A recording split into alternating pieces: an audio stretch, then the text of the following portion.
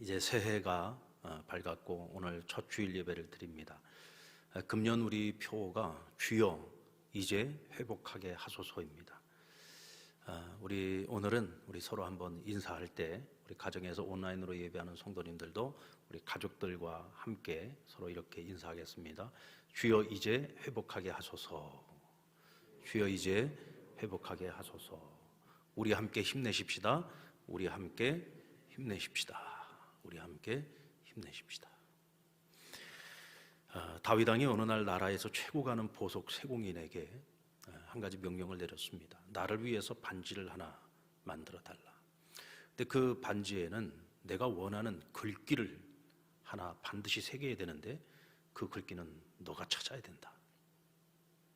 그럼 대체 어떤 글귀를 거기에 새겨달라고 했느냐면, 내가 어떤 전쟁에서 큰 승리를 거두었을 때 내가 잘못된 판단, 또 내가 당황한 나머지 실수하지 않도록, 그리고 어떤 큰 실패를 내가 경험했을 때 좌절하거나 절망하지 않고 내가 용기를 북돋워 줄 수 있는 그런 글귀를 그곳에 꼭 새겨달라고 부탁을 했습니다. 이 세공인이 그 얘기를 듣고 자기가 반지에다가 세공을 하는 그 자체는 참 잘하는지만 거기다 대체 무슨 글귀를 내가 적어 넣어야 될까? 우리 이 지혜로운 다윗 왕이 마음에 흡족할 만한 그런 글귀를 적어야 되겠는데 자신에겐 그런 능력이 없단 말이죠. 그래서 그냥 머리를 쥐어 짜보고 온갖 고민을 다 해봤지만 도무지 답이 나오질 않아요. 근데 당대에 가장 지혜롭기로 유명한 솔로몬 왕자가 생각이 났습니다.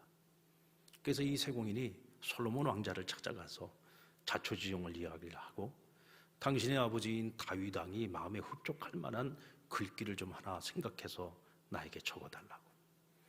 그래서 솔로몬이 고민을 하다가 종이를 놓고 거기에 글을 적어나갔습니다. 거기는 이렇게 적혀져 있었습니다. 이건 역시 곧 지나가리라. 그리고는 말했습니다. 왕께서 승리감에 도취해 있을 때 이 글을 보게 되면 자만하지 않게 될 겁니다. 그리고 혹시라도 패배해서 낙심해 있을 때에는 이 글귀를 보면서 절망하지 않고 소망을 갖게 되실 겁니다. 여러분, 우리는 고난이 왔을 때는 빨리 지나가기를 원하잖아요. 그런 내가 영광의 자리에 있을 때에는 이 영광이 영원하기를 기대하고 소망합니다. 그런데 여러분, 세상의 이치는요, 고난도 지나갑니다. 뿐만 아니라 영광도 곧 지나가는 겁니다. 이것이 시간이 우리에게 주는 선물이 아닐까라는 생각을 해봐요. 포스트 코로나를 맞이하면서 2021년을 시작하고 싶었습니다. 이제 코로나가 종식되고 이제 새로운 시대를 우리가 맞이하고 싶었어요. 그런데 2021년 여전히 아직도 우리는 비대면 예배를 드리고 있고 3일로 끝날 줄 알았던 이 비대면 예배 상황은 17일까지 이어질 것 같습니다.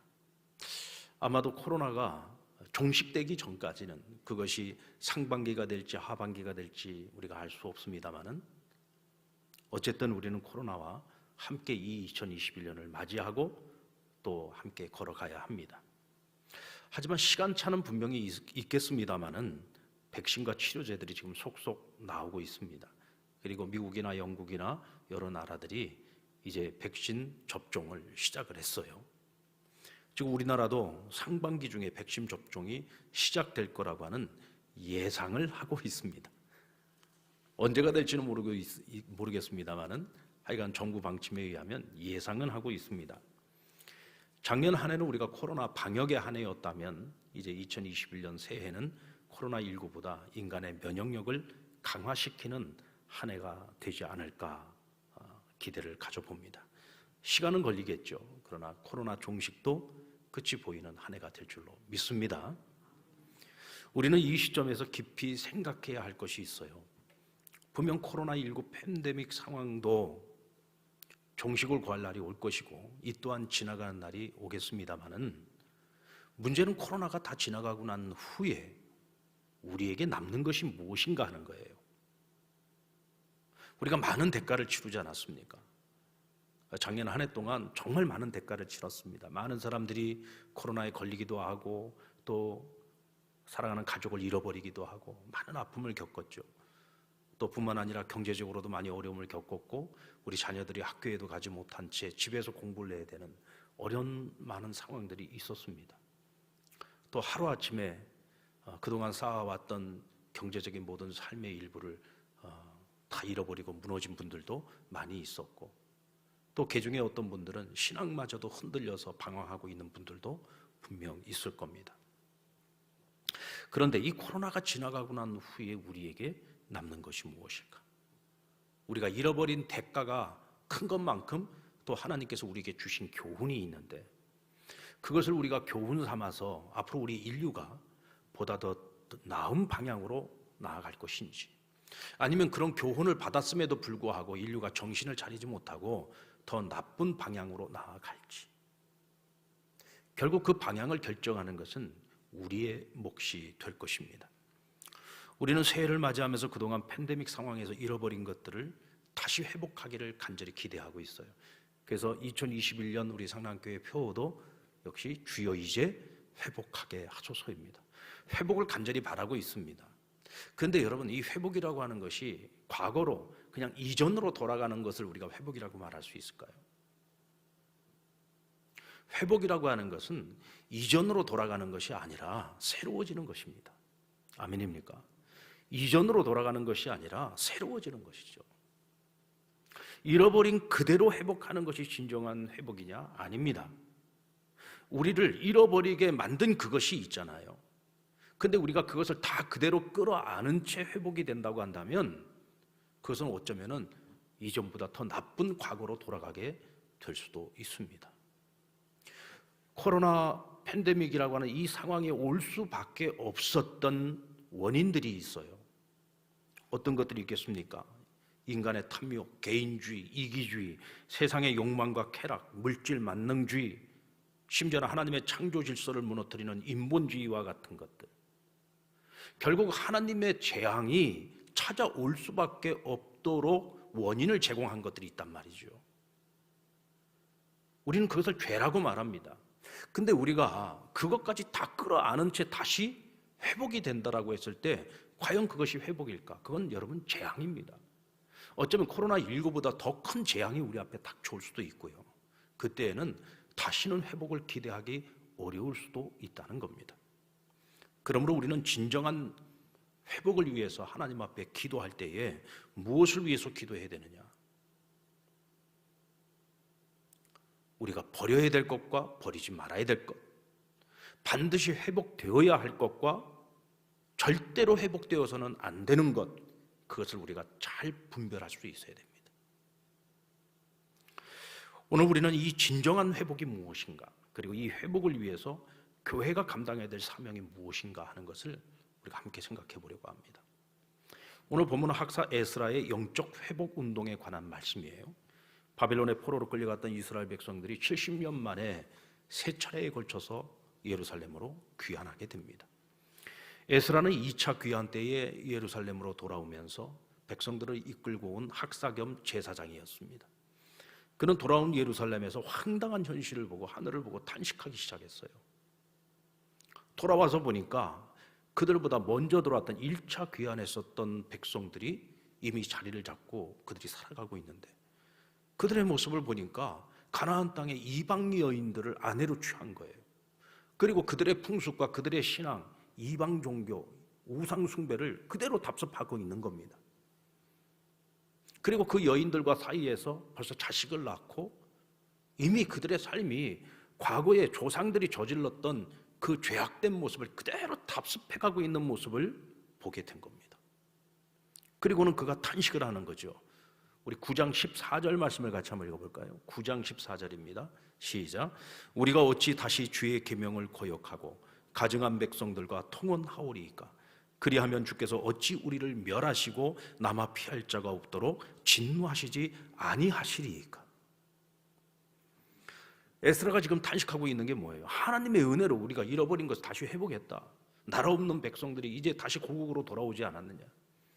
우리가 한 것은 아무것도 없다. 하나님께서 바사왕들의 마음을 만지셔서 1차, 2차, 이제 앞으로 3차까지 하나님께서 우리를 다시 우리의 고국으로, 우리의 고향으로 돌아오게 만드셨고, 성전도 회복하게 하셨고, 이제는 성벽도 회복하게 하시고, 하나님께서 우리의 삶의 터전을 이렇게 회복시켜 주셨는데, 지금 우리의 형편, 우리의 꼴이 뭐냐 이게 지금.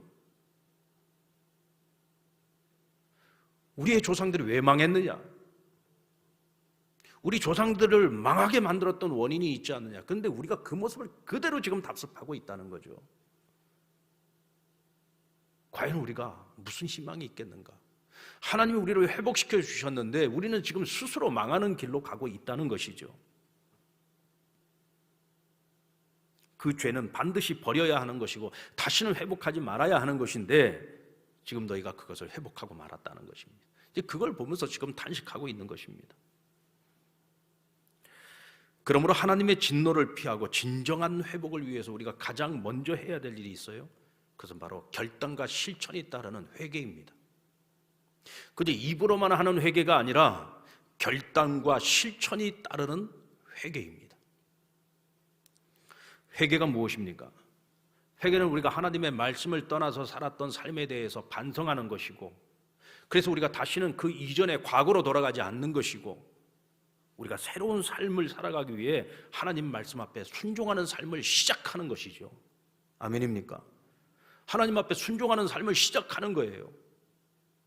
순종도 하지 않으면서 입으로만 날마다 하나님 앞에 용서해달라고 외치는 건 회개가 아닙니다. 진정한 회개는 내 삶이 하나님께로 돌아가는 것이 회개입니다. 이를 위해서 우리가 제일 먼저 해야 될 일이 뭘까요? 그것은 우리 안에 있는 죄를 쫓아내는 것입니다. 더 이상 내 안에 죄를 놔둬서는 안 됩니다. 우리 가정 안에 죄를 놔둬서는 안 됩니다. 우리가 살아가는 이 공동체 안에 죄를 놔둬서는 안 되고요. 우리 사회 속에 죄를 놔둬서는 안 됩니다. 이 죄를 내쫓아야만 우리가 진정한 회복을 이룰 수 있는 것이죠. 에스라가 백성들의 죄로 인해서 통곡하고 기도하고 있을 때 백성들의 대표였던 스가냐라고 하는 이가 오늘 에스라를 찾아와서 이와 같이 말합니다. 우리가 우리 하나님께 범죄하여 이 땅에 들어와 이방 여자를 맞이하고 아내로 삼았습니다. 지금 자신들의 죄를 고백하고 있는 거죠. 그러나 이스라엘에게 소망이 있습니다. 지금 절망이다 그러면서 탄식하고 있는 에스라에게 스가냐가 와서 아닙니다, 소망이 있습니다 라고 말하는 거예요. 에스라 제사장님, 끝난 게 아닙니다. 우리에게 아직도 소망이 있습니다. 그리고는 이어지는 말씀이 10장 3절 말씀인데요, 우리 같이 한번 읽어보겠습니다. 시작.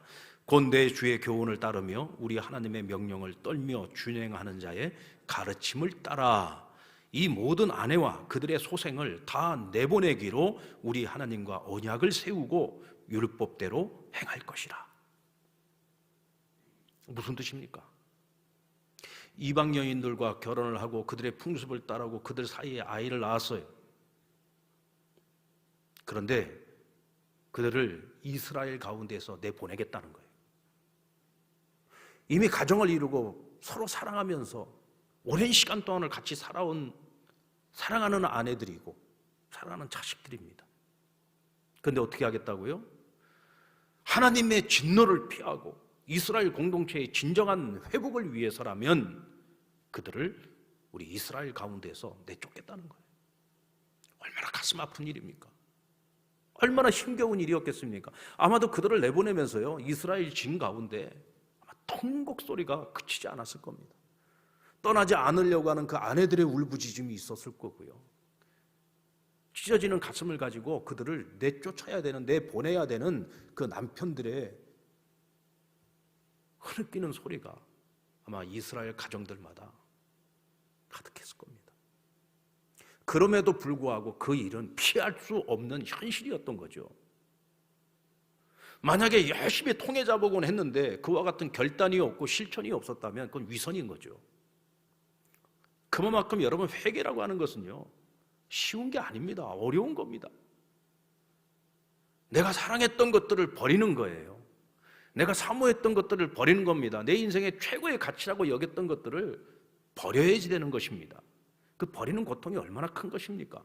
그것도 내가 스스로 버리는 겁니다. 얼마나 아픈 것이겠습니까? 그러나 그것을 하지 않으면 그건 진정한 회개라고 할 수 없는 것이죠. 이제 우리가 포스트 코로나가 끝난 이후의 세상을 맞이하기 전에 인류는 하나님 앞에서 반드시 해야 되는 것이 있어요. 그것이 뭐냐? 인류에게 재앙을 가지고 온 그 원인들, 바로 그 죄를 우리의 삶 속에서 내쫓아야 됩니다. 근데 문제는 하나님을 모르는 세상은요, 그것이 죄인 줄을 몰라요. 그것이 죄인 줄 모릅니다. 죄인 줄 모르니까 그 죄를 버릴 이유도 없습니다. 스스로 죄인인 것을 모르는 사람들은요, 죄에 대해서 굉장히 무딥니다. 민감하지를 못해요. 그래서 우리가 그것은 죄라고 그건 버려야지 된다고 아무리 얘기를 해줘도 그들은 듣지 않습니다. 그리고 그것에 대한 집착과 욕심 때문에 내려놓는 일이 쉽지 않아요. 그러나 오늘 이 땅을 살아가는 우리 그리스도인들은 분별력이 있습니다. 무엇이 옳고 무엇이 그런지, 무엇을 하나님이 가증히 여기시는지를 우리는 알고 있죠. 그것을 알고 있는 우리 그리스도인들은 어떻게 됩니까? 우리 안에 있는 그 모든 죄, 우리 사회가 끌어안고 있는, 여전히 버리지 못하고 있는 그 죄를 어떻게, 우리부터가 먼저 버려야 되는 겁니다. 우리부터가 먼저 그것을 버려야죠. 세상은 다 그렇게 살아가는데 왜 우리만 그걸 버리라고 합니까? 왜 우리만 거룩해야 됩니까? 만약 우리가 이렇게 따지고 대든다면 세상은 정말 소망이 없는 거죠. 절대로 회복을 기대하기가 어려운 겁니다. 만약 우리마저도 버리지 않는다면 결국은 무너져가는 세상과 믿는 자들도 같이 무너질 수밖에 없는 거죠. 같이 망하는 겁니다. 그래서 아무리 불의하고 악한 세상이라고 할지라도 그 속에서 이 회개의 사명을 오늘 저와 여러분은 제사장적 직분, 제사장적 그 사명을 가지고서 우리가 감당해야 하는 것입니다. 그리고 에스라는 이스라엘의 진정한 회복을 위해서 무엇보다도 영적인 회복에 우선순위를 두었어요. 하나님의 백성은 하나님과의 올바른 관계 속에서만 하나님이 약속하신 그 복을 누릴 수가 있습니다. 그러니까 결국은 우리가 하나님과의 바른 관계라고 하는 것은 하나님의 말씀을 지켜 행하는 것이죠. 그러니까 이스라엘 백성들은 율법의 말씀을 지켜 행할 때 하나님이 약속하신 복을 누리는 것이고, 그 말씀을 거절하고 그 말씀과 정반대되는 삶을 살아가게 되면 망하는 겁니다. 재앙이 임하는 겁니다. 하나님의 심판을 받을 수밖에 없는 것이죠.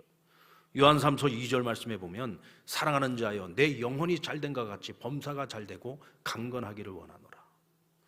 이것은 요한 사도가 가이오 장로에게 보낸 편지에서 그를 축복하고 있는 내용이에요.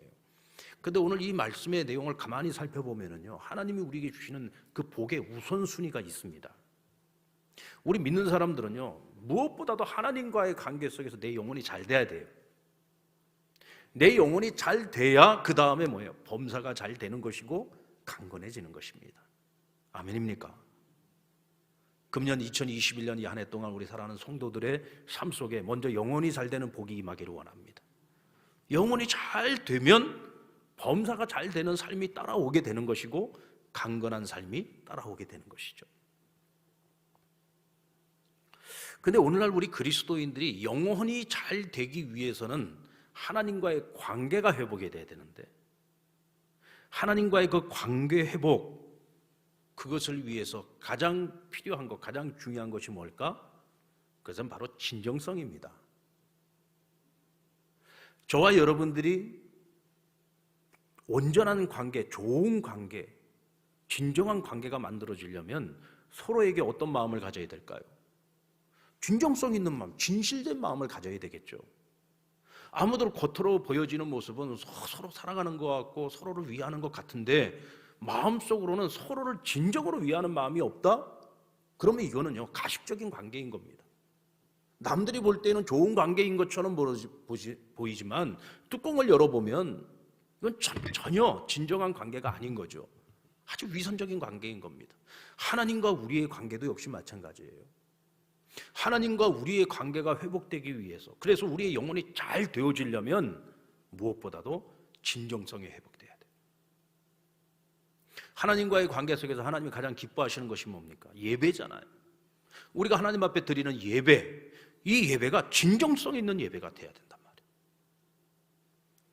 느헤미야 8장에 보면 에스라와 느헤미야가 주도하고 있는 이스라엘의 영적 부흥 운동이 이루어지고 있는데, 그 일환으로 제일 먼저 했던 것이 뭐냐? 말씀 사경회예요. 하나님의 말씀을 읽어주고 말씀을 해석해주고 그 말씀 가운데에서 하나님의 뜻이 무엇인지를 분별해 줍니다. 그 다음에 이루어진 것이 뭐냐면 초막절이라고 하는 절기를 지키게 되는데요. 우리 느헤미야 8장 17절 말씀을 우리 같이 한번 읽어보겠습니다. 느헤미야 8장 17절 말씀 시작. 사로잡혔다가 돌아온 회중이 다 초막을 짓고 그 안에서 거하니 눈의 아들 여호수아 때로부터 그날까지 이스라엘 자손이 이같이 행한 일이 없었으므로 이에 크게 기뻐하며. 이게 무슨 뜻입니까? 여러분, 초막절기는 이스라엘 3대 절기 가운데 하나죠. 유월절, 칠칠절, 그 다음 초막절이에요. 이 초막절이 어떤 절기입니까? 이스라엘이 애굽에서 나와가지고 광야 40년 동안을 보내는 동안에 그 사람이 살 수 없는 그 땅에서 하나님이 구름기둥 불기둥으로 그들과 함께 해주시고 먹여주시고 입혀주시고 날마다 그들의 길을 인도해 주시고 보호하시면서 광야 40년을 그 광야에서 그들이 살아남았잖아요. 그리고 가나안 땅 들어가지 않았습니까? 오히려 숫자가 더 늘어났습니다. 사람이 살 수 없는 땅인데 그 땅 가운데 하나님의 보호하심 속에서 그들이 성장하고 더 발전했어요. 40년 동안 하나님의 크나큰 은혜를 입은 거죠. 그 은혜를 기억하기 위해서 그들이 좋은 집 내비두고 바깥으로 나와요. 심지어 어떤 이들은 광야로 나갑니다. 그리고 자기 집 안에서 초막절기를 지내더라도 방 안에서 잠을 자는 것이 아니라 뜰이나 혹은 지붕 위에 초막을 지어놓고 거기 들어가서 이래 동안을 이 절기를 지키는 거예요. 그러니까 광야에서 초막을 짓고 살았었던 그때를 기억하고 기념하는 것이죠. 그러나 단지 초막을 기억하기 위한 것이었을까요? 광야에서 그렇게 살았음에도 불구하고 하나님의 은혜로 우리가 살아남았고 부흥하였고 결국 이 가나안 땅, 젖과 꿀이 흐르는 이 약속의 땅을 차지한 것에 대한 하나님의 은혜를 영원히 기억하겠다는 거죠. 근데 오늘 성경이 뭐라고 말씀하고 있습니까? 여호수아 이래로 지금까지 단 한 번도 이스라엘이 이 초막 절기를 하나님 앞에 제대로 지킨 적이 없었다는 거예요. 그런데 오늘 느헤미야와 에스라와 함께하고 있는 이 영적 부흥 운동이 끝나고 난 후에 그들이 초막 절기를 지키는데 하나님이 보시기에 아주 퍼펙트한 절기를 그들이 지켰다는 거예요. 여러분, 여호수아 이래로 이스라엘 백성들이 절기 안 지켰습니까? 예배 안 드렸습니까? 예배 드릴 것 다 드렸습니다. 절기 지킬 것 다 지켰어요. 근데 문제는 뭐냐? 하나님 보실 때 그들이 진정성이 없었다는 거죠. 즉 형식을 갖고 얘기하는 게 아니에요. 예배 드리는 그들의 마음을 보시는 거예요. 그들의 마음 속에 하나님의 은혜에 대한 기억이 없어요. 감사하는 마음이 없어요. 지극히 형식적이고 지극히 위선적인 예배와 절기를 지켜왔다는 거죠. 근데 오늘 말씀 사경을 통해서 자신들의 죄를 깨닫고 하나님 앞에 철저하게 진정성 있는 회개를 드리고 난 후에 이 백성들이 정말 다 같이 한 마음이 되어서 초막절기를 진심 어린 기억과 감사의 마음을 가지고 사모하는 마음을 가지고 오늘 이 초막절기를 지킨 거예요. 하나님께서 그걸 보고 크게 기뻐하신 겁니다. 오늘 우리의 예배는 어떻습니까? 여러분, 예배의 회복이 없이는요 절대로 회복을 기대하기는 어려워요. 예배 회복이 있어야 영혼의 회복이 있는 겁니다. 우리가 어느 자리에서 예배를 드리든지 예배하는 사람의 마음에 하나님의 은혜를 기억하고 감사하고 사모하는 마음, 신령과 진정으로 드려지는 마음과 뜻과 정성을 다하는 그런 예배가 있어야 우리 영혼이 잘 되는 거예요. 그래서 예배 생활이 제대로 되면 범사가 잘 되는 것도 따라와요. 강건해지는 삶이 따라오는 겁니다. 아멘입니까? 예배를 대충 드리면 안 돼요. 마음이 없는 예배를 드리면 안 되고 감사가 없는 예배를 드리면 안 됩니다. 그냥 우리 예배나 한번 드리자, 이 말 자체가 잘못된 거죠. 예배나 한번 드리자. 예배는 정말 우리가 목숨을 걸고 드려야 되는 겁니다. 하나님 앞에 서는 것이잖아요. 하나님께 경배를 드리는 거잖아요. 최고의 것을 드리는 거잖아요. 최고의 가치를 드리는 것 아닙니까? 근데 여기에 감사의 마음이 없어요. 사모하는 마음이 없어요. 그건 예배가 아닌 거죠. 오늘 우리가 금년 한 해를 살아가면서 우리의 예배가 진정성 있는 예배로 회복되어진다면 반드시 오늘 우리가 손으로 수고하는 일에도 하나님이 형통함을 주실 것입니다. 내 영혼이 잘 된다면 반드시 하나님 범사의 복을 주십니다. 아멘. 강건함의 복을 주실 것입니다.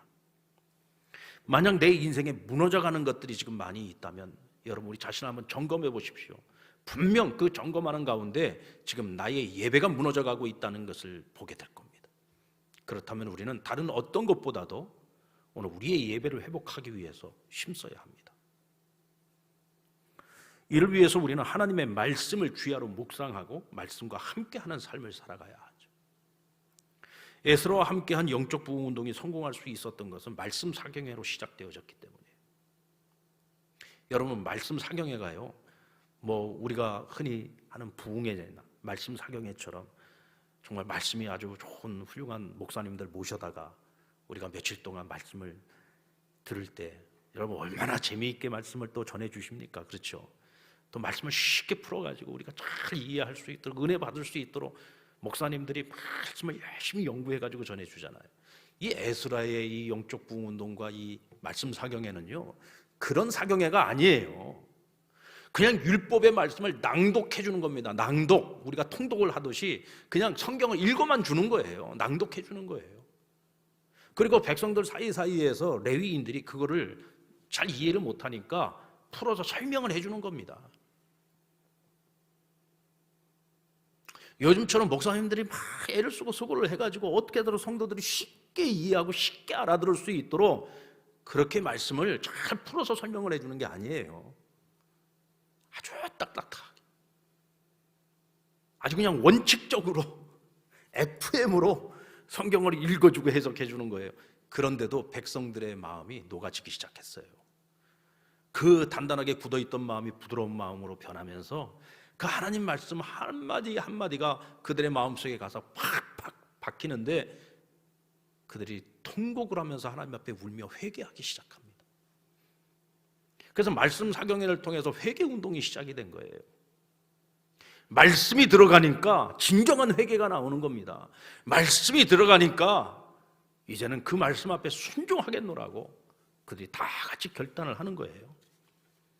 여러분 에스라는 2차 귀환을 준비하면서 마음 먹고 있는 것이 있었어요. 에스라 7장 10절 말씀에 보면 에스라가 여호와의 율법을 연구하여 준행하며 율례와 규례를 이스라엘에게 가르치기로 결심하였더라 그랬어요. 그가 왜 이런 생각을 했을까요? 소문으로 들어서 어느 정도 예루살렘의 상황을 알고 있었던 겁니다. 하나님이 이제 좀 이전의 삶을 회복을 시켜놨더니 그들이 돌아가서 또다시 범죄하고 있다는 거죠. 왜 그랬을까? 하나님 말씀이 없는 거예요. 말씀을 먹지 못하는 백성들은 아무리 그들이 입으로는 하나님을 믿는다고 할지라도 그들은 또다시 범죄하고 또다시 망하는 길로 갈 수밖에 없는 거예요. 그러니까 내가 돌아가면 그들에게 말씀을 가르쳐서 그 말씀대로 준행하게 하겠다는 거예요. 말씀을 먹지 못한 백성들은 또다시 방종할 수밖에 없다는 것을 그는 알았기 때문에, 그래서 예루살렘으로 귀환할 때 가는 길에 자기와 함께 동역해서 말씀을 성도들에게 가르칠, 백성들에게 가르칠 레위인들을 찾아가지고 그들과 함께 예루살렘으로 귀환을 합니다. 여러분 오늘날 우리가 삶의 대부분을 어디서 살아갑니까? 교회에서 살아갑니까? 우리의 삶의 대부분은 세상 속에서 살아가죠. 세상 사람들하고 같이 섞여서 살아가고 세상 사람들과 같이 직장 생활을 하고 세상과 구별되어서 살아가는 것이 아니라 세상 속에서 우리는 지금 살아가고 있어요. 그래서 그냥 겉으로 보여지는 모습만 봐가지고는 하나님의 자녀들과 세상 사람들이 전혀 구별되지 않은 채 그냥 같이 그러고 살아가요. 그럼에도 불구하고 오늘 우리 믿는 자들이 하나님 앞에서 살려고 애를 쓰고 그저 어떻게 해서라도 우리가 하나님 앞에서 주의 말씀을 붙잡고 말씀대로 살아보려고 애를 쓰는 이유가 뭐냐? 그것은 오늘 우리 안에 하나님의 말씀이 있기 때문에 그래요. 아멘입니까? 하나님 말씀이 있기 때문에 그래요. 여러분, 가랑비에 젖는다는 말이 있잖아요. 그렇죠? 가랑비에도요 몸이 젖어요. 우리가 열심히 매일같이 하나님 말씀을 묵상하고 막 성경을 연구하고 열심히 말씀을 배우고 그렇게까지 하지 않더라도 우리가 주일날 예배에 나와서 말씀을 듣고 또 우리가 공예배 때마다 나와서 말씀을 열심히 듣는 것만으로도, 그래서 믿음은 들음에서 난다고 했잖아요. 말씀을 그냥 듣는 것만 가지고도 하나님 우리에게 믿음을 주시고, 말씀을 듣는 것만 가지고도 우리가 하나님 말씀대로 살고자 하는 복된 소원과 마음을 하나님 우리에게 주신단 말이에요. 그래서 우리가 믿음을 지켜나갈 수 있는 거예요. 그러니까 예배 생활마저도 제대로 안 하는 사람들은 믿음을 다 잃어버릴 수밖에 없는 거죠. 세상 나가서 세상 사람들하고 똑같이 방황하면서 살아가는 거예요. 그래도 우리가 듣는 말씀이라도 있으니까 그 말씀을 먹으면서 믿음을 잃지 않고 살아가는 거예요. 그런데 여러분, 우리가 살아가는 이 세상이 만만치 않습니다. 끊임없이 우리를 시험하고 미혹하는 악한 영들이 날마다 우는 사자처럼 삼킬 자를 찾고 있어요. 그 삼킬 자가 누구냐? 하나님의 자녀들입니다. 근데 우리가 듣는 말씀만 갖고 되겠느냐는 거죠. 이 정도 가지고는요 전쟁에서는 살아남을 수가 없어요. 그냥 평안한 시기에는 그냥 듣는 믿음만 가지고도 살 수 있지만, 영적 전쟁이 시작되어지게 되면 듣는 신앙만 갖고는 안 됩니다. 그래서 우리가 매일같이 하나님 앞에 말씀을 묵상하고 또 그 말씀을 붙잡고 우리가 살아보려고 애를 쓰고, 또 교회에서 성경 공부가 있고 양육 훈련이 있고 그런 여러 가지 훈련 프로그램들을 통해서 우리의 신앙의 성장을 위해서 애를 쓰면 또 열심히 와서 듣고 배우고 훈련받고 하는 거예요. 그렇게 해서 훈련되지 않은 성도들은 영적 전쟁에서 결국은 다 무너질 수밖에 없는 겁니다. 이스라엘 백성들이 이 수문학 광장에서 함께 모여 이 말씀 상영회를 하고 난 후에 그들에게 나타난 변화가 뭡니까? 삶이 새로워진 거예요. 어떻게 새로워집니까? 결국은 결단을 내리지 않습니까? 함께 살아왔던 이방 여인들, 그 사이에서 태어난 자식들, 결국은 다 내쫓는 실천을 그들이 보여주고 있어요. 사랑하는 여러분, 금년 한 해 우리 성경 일독 이거 기본으로 알고 하십시다. 성경 일독, 매일같이 말씀 묵상, 그리고 가정 예배, 이런 모든 영적인 일들을 우리가 스스로 자발적으로 적극적으로 하지 않으면 예배 회복도 어려워요. 말씀 생활 어렵습니다. 순종하는 삶 더더욱 어렵습니다. 우리가 변화되면은요 모든 것이 회복되기 시작할 겁니다. 그리고 회복을 넘어서 보다도 새로운 삶으로 나아가는 시작을 하게 될 것입니다. 여러분, 새로운 삶의 시작이 무엇일까? 새로운 삶의 시작이 무엇일까? 저는 이거 고민을 많이 해봤어요. 새로운 삶의 시작이 무엇일까? 근데 에스라서를 읽으면서 하나님께서 주신 마음이 뭐냐면 그건 거룩함이야 라고 말씀하시더라. 거룩함이. 세상과 교회가 구별되어지는 것은 바로 이 거룩함에 있습니다. 여러분들, 유럽에서 중세 시대를 지나서 르네상스 시대로, 그리고 산업혁명이 일어나면서 인간은요 인간에 대한 희망을 갖기 시작했습니다. 인간의 위대함을 발견한 겁니다. 그래서 유토피아를 꿈꾸지 않았습니까? 근데 그 유토피아에 대한 환상을 무엇으로 완전히 다 부셔버렸어요? 전쟁이었습니다. 1차 세계대전이 일어나고 2차 세계대전이 일어나면서 인간이라는 존재가 얼마나 악한 존재인지, 인간의 악마성을 보게 된 거예요. 그러면서 인간이 반성을 하기 시작했습니다. 여러분, 지금 21세기 4차 혁명 시대를 우리는 지금 살아가고 있습니다. 4차 산업혁명 시대죠.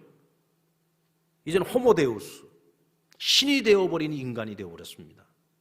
인간이 인간과 똑같이 생긴, 인간과 똑 닮은, 인간을 능가하는 AI를 만들고, 이제는 AI가 우리의 삶에 이미 들어와 있고, 이제는 인간의 신과 같은 존재, 호모데우스의 시대가 이제 우리에게 왔다고 인류는 막 희망에 부풀어 있었잖아요.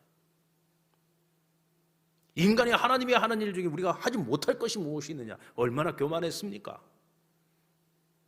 그런데 여러분, 하나님 만드신 정말 이 지극히 작은 눈에 보이지 않는 이 바이러스 하나가 인류를 완전히 다 셧다운 시켜버렸어요. 인간이 얼마나 연약한 존재인지를 하나님께서 이 하나의 사건을 통해서 우리에게 보여주시고 말씀해 주신 것입니다. 최고의 절정의 순간에 우리는 겸손해야 하고, 최고의 나락에 빠졌을 때 우리는 하나님께로 다시 돌아가야 하는 것입니다. 저는 이것이 성경이 말하고 있는 거룩함이라고 생각합니다. 근데 세상은 아마도 교훈을 얻었음에도 불구하고 또다시 과거로 돌아갈 겁니다. 또다시 인간이 하나님을 이겨먹겠다고, 우리는 하나님보다 더 위대한 존재라고 아마 또 스스로 교만의 길을 걸어가게 될 것입니다. 앞으로 세상은 점점 더 심해지면 심해졌지 덜하지 않을 거예요. 근데 반대로 교회는 어떻게 해야 됩니까? 교회는 인류의 그 교만함을 나의 죄로 여기고 하나님 앞에 회개해야 됩니다. 이게 우리의 제사장적 직분입니다. 그리고 우리가 정말 더 하나님 앞에 더 겸손하게 인류의 죄를 끌어안고 하나님 앞에 납작 엎드려서 인류에게 하나님 여전히 긍휼과 자비를 베풀어 달라고 우리는 기도해야 됩니다. 그리고 과거에 우리가 이 코로나 사태가 있기 전까지 한국 교회가, 이 세계 교회가 너무나 세상을 닮아가고 있었잖아요. 우리가 늘 염려했던 것이 뭡니까? 오늘날 교회의 모습이 너무 세상을 닮아가고 있다. 세상의 물질주의, 성공주의. 오늘 우리 한국교회의 모습 아니었습니까? 그런데 이제는 세상을 닮아가던 모습에서 이제는 이 땅의 교회가 하나님을 닮아가는 모습으로 하나님을 향해서 달려가야 돼요. 하나님의 품으로 다시 달려가야 됩니다. 저는 이것이 교회를 거룩하게 하는 하나님의 능력이라고 믿습니다. 오늘 그 능력을 이 땅의 교회와 성도들이 우리의 삶 속에서 그것을 회복할 수 있을 때, 여러분, 코로나 이후의 시대는 인류가 망하는 길이 아니라 조금 더 나은 길로 나아갈 수 있는 희망이 되고 소망이 될 것입니다. 지금 우리는 여러분 모이지 못하고 있어요. 우리의 신앙생활마저도 지금 위협을 받고 있습니다. 우리 성도들하고 이제 뭐 신방을 해보고 또 통화를 해보고 얘기를 나눠보면 이제 너무 오랫동안 한 1년 가까이 우리가 예배 생활이 많이 흔들렸고 또 이렇게 온라인 예배로 계속 대치를 하다 보니까 저희 교회 등록을 하고 지금 이제 신앙생활 시작하신 한 6개월 정도 되신 분이 계세요. 그분이 그런 얘기를 하더라고요. 목사님, 온라인으로 예배를 드리는 것하고 모여서 예배 드리는 게 이 차원이 너무 다릅니다. 모여서 예배 드릴 때에는 자기가 뭘 잘 모르는데도 불구하고 하여간 예배를 드리면서 굉장히 은혜가 있고 그 예배가 기다려지는데 그 온라인 예배를 통해서 이게 얻는 은혜가 다르다는 거예요. 그러면서 걱정이 된다. 근데 그런 얘기를 하시는 분들이 많이 있어요. 또 그런가 하면 어떤 분들은 가족이 애들하고 같이 예배를 드리니까 좋다 이런 말씀을 하시는 분들도 계시고 뭐 다양한 반응들이 있습니다만은 여러분 중요한 것은요, 우리가 어디에서 예배를 드리든지 간에 지금 이와 같은 시기에는요, 내가 하나님 앞에 예배를 드릴 때 나의 예배가 얼마만큼 진정성을 가지고 예배를 드리냐, 이게 중요한 거란 말이에요. 교회가 열심히 어떤 모습이든지 방법을 찾아서 여러분들의 신앙을 잃지 않고 믿음이 성장할 수 있도록 도와드릴 겁니다. 그러나 우리가 아무리 도와드리려고 애를 써도 이제는 내가 결단하고 내가 하나님을 열심히 찾지 않으면 우리의 믿음마저도 위협을 당할 수밖에 없는 그런 현실 속에서 앞으로도 우리가 얼마를 더 버텨야지 되고 얼마를 더 견뎌내야 할지 알 수 없단 말이죠. 그것이 상반기로 끝날 수도 있고 하반기 아니면 연말까지 가야 될지도 모르는 상황입니다. 그런데 언제까지 우리가 누군가를 의지하고 기대면서 우리의 신앙을 어떻게든 버텨보려고? 아니죠. 싸워서 이기고 승리할 수 있어야 되는 겁니다. 그를 위해서 내가 먼저 하나님을 찾아야 되는 거예요. 이제는 이제 각자의 개인 예배를 가지셔야 됩니다. 각자의 개인 예배를 가지셔야 되고, 하나님 말씀 앞에서 묵상하고 시간을 정해놓고 기도하고 하나님을 아는 일을 위해서 우리가 더욱 힘써야 돼. 이제는 내가 노력을 해야지 되는 때입니다. 누가 보든지 아니 보든지 하나님 앞에서 살아가는 삶, 코람데오의 삶을 2021년 우리가 새로운 마음을 가지고 시작할 수 있기를 바랍니다.